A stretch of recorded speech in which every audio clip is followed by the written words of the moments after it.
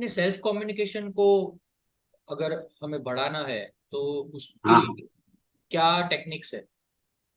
हाँ, self communication को बढ़ाने की टेक्निक यही है, अवेयरनेस।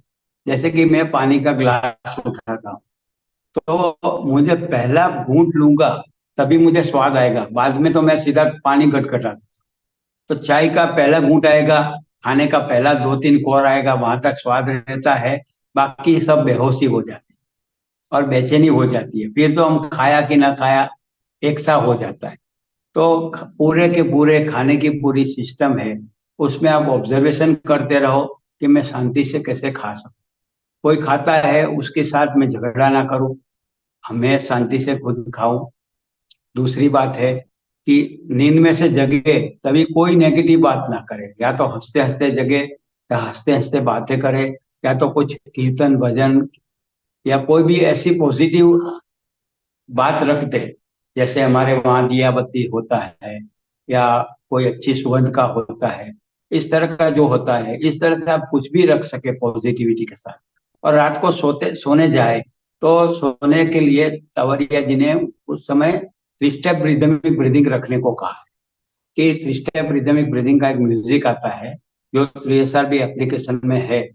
तो वहां आप देखेंगे, और तो उसको आपको पता चलेगा कि श्वास के साथ रिदम में जाएंगे तो कैसे शांत हो जाएंगे, और कैसे धीरे धीरे धीरे शांति में उतर जाएंगे। तो 8 कलाक की जो आपकी 8 आवर्स की जो आपकी नींद होगी, वो योग निद्रा हो जाएगी, और फिर आपको पूरे दिन अवेयरनेस में मदद करेगी। तो सेल्फ कम्युनिकेशन में श्वास मदद रूप होगा, रात्रि को श्वास के ऑब्जर्वेशन करना वो मदद रूप होगा। और डे टू डे लाइफ की प्रक्रिया में हमें जगना है कि मैं किसी को कुछ भी बोलूंगा तो इसके पहले मुझे सोचना है। सोचना यानी ऑब्जर्वेशन करना है।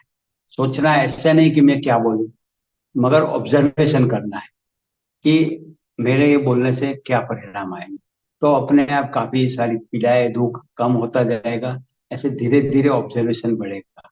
अगर ये समझ सकूं कि मेरे व्यवहार से, मेरे बोलने से, मेरी बातों से किसी को क्या दुख हो सकता है, और मैं किसी को इसके बदले कैसे सुख पहुंचा सकता हूँ। छोटे बच्चों के साथ हम बार बार गुस्सा हो जाते हैं, तो उनको तो पता नहीं चलता कि ये क्यों गुस्सा होते हैं, मगर हमारे भीतर तो ये समझ नहीं आती है। इसलिए बार बार गुस्सा हो जाता है, उसकी खुशी को हम सहन नहीं कर पाते। बच्चे खुश हमेशा रहते हैं, तो उसकी खुशी को लोग सहन नहीं कर पाते, इसलिए उसको बार बार रुलाते हैं, परेशान करते हैं, टॉर्चरिंग करते हैं। अनजान आदमी भी घर में आए तो बच्चे को ही टॉर्चर करेगा, उसको ही कुछ ना कुछ बोलता रहेगा। तो सबको ये सीखना है। पूरी नई लाइफस्टाइल को हमें सीखना है, नई लाइफस्टाइल को हमारे जीवन में लाना है। और वह लाइफस्टाइल है पॉजिटिव एटीट्यूड। मेरा जो पॉजिटिव एटीट्यूड होगा, तो मैं अपने आप को दुख नहीं दे दूंगा, मगर मैं किसी को भी दुख नहीं